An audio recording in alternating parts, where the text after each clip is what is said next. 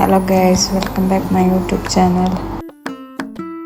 ഇന്ന് നമ്മൾ ഉണ്ടാക്കാൻ പോകുന്നത് ബീഫ് കട്ട്ലറ്റാണ്. കുറച്ച് ഓയിൽ, ഇഞ്ചി, വെളുത്തുള്ളി, കുറച്ച് സവാള അരിഞ്ഞത് എന്നിവയിട്ട് നന്നായി വഴറ്റുക.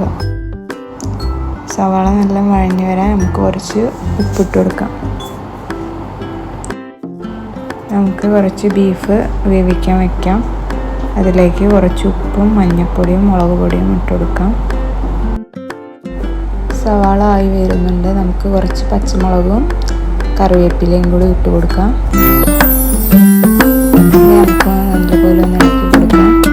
നമുക്ക് ഒരു 2-3 ഉരുളക്കിഴങ്ങ് വേവിച്ച് അതിട്ട് കൊടുക്കാം. ബ്രെഡ് ഒന്ന് പൊടിച്ചെടുക്കാം. ബീഫ് നല്ലപോലെ